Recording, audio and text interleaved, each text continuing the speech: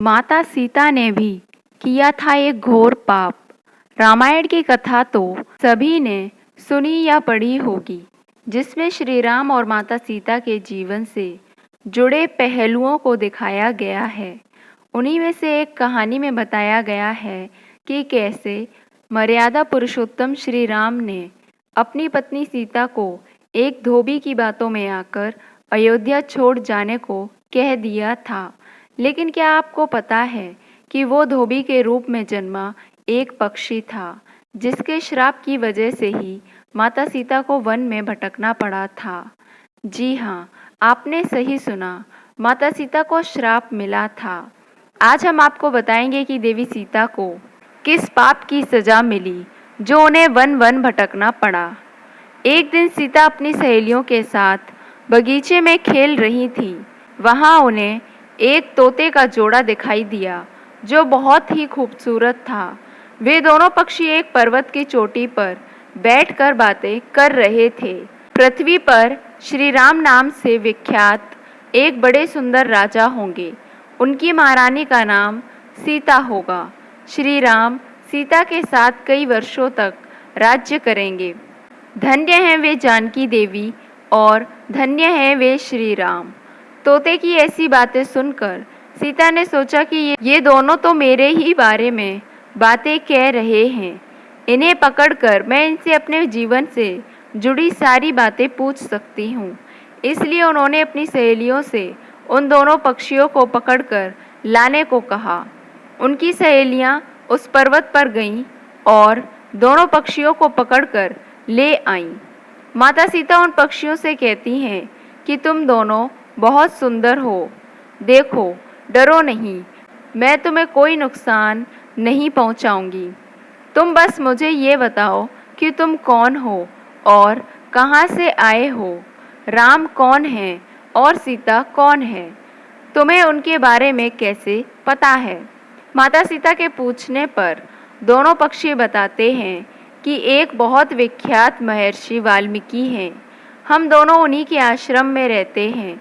महर्षि ने रामायण नाम का एक ग्रंथ लिखा है, जिसका पाठ उन्होंने अपने शिष्यों को भी कराया है।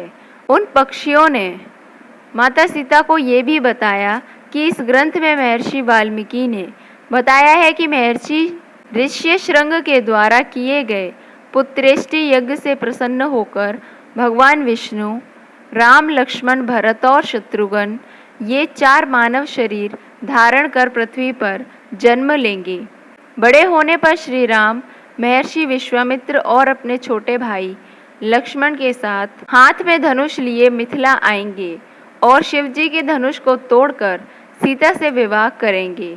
फिर उस पक्षी के जोड़े ने कहा, हे सुंदरी, हमने तुम्हें सब कुछ बता दिया, अब हमें छोड़ दो, हम जाना चाहते हैं।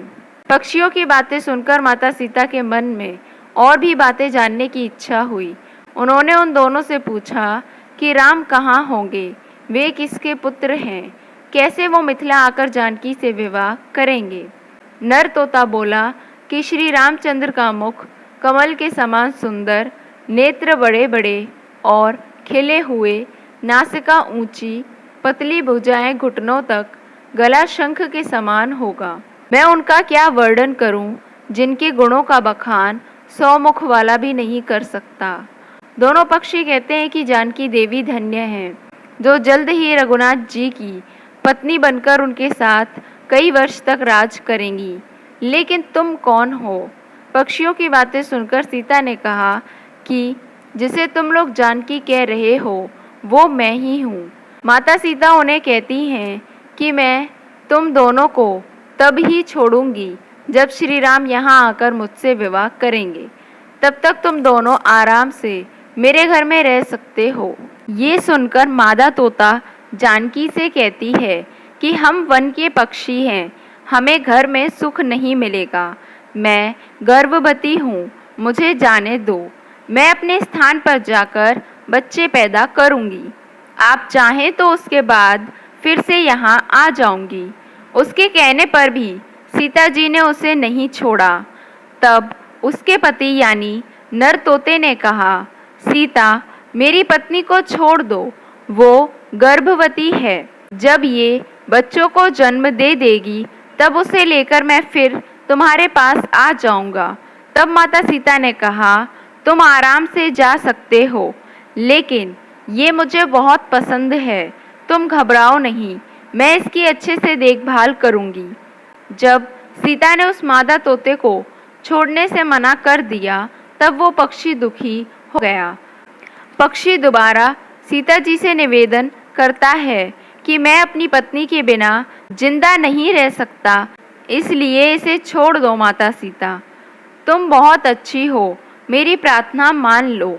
इस तरह उसने बहुत समझाया, लेकिन सीता ने उसकी पत्नी को नहीं छोड़ा। तब मादा पक्षी ने क्रोध में सीता को श्राप दिया कि अरे, जिस प्रकार तू मुझे इस समय अपने पति से अलग कर रही है, वैसे ही तुझे भी स्वयं गर्भवती की अवस्था में श्री राम से अलग होना पड़ेगा। कुछ दिन बाद पति से बिछड़ने के दुख में मादा पक्षी के प्राण निकल गए। पत्नी की मौत हो जाने पर नर पक्षी दुखी हो गया।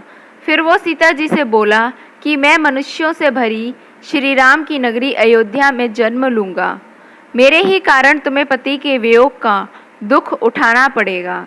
ये कहकर वो वहाँ से उड़ जाता है। कुछ साल बाद उसका जन्म अयोध्या में धोबी के घर हुआ। उस धोबी के कारण ही सीता जी का अपमान हुआ। उन्हें अपने पति श्री राम से अलग होना पड़ा।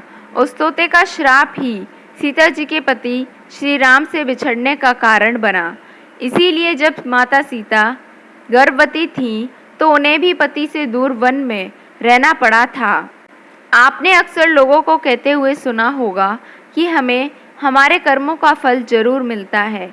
इस कहानी से ये बात सिद्ध भी हो जाती है कि कर्म के फल से कोई भी नहीं बच सकता, फिर चाहे वो भगवान राम हो या माता सीता, सभी को अपने कर्मों का फल भोगना पड़ता है।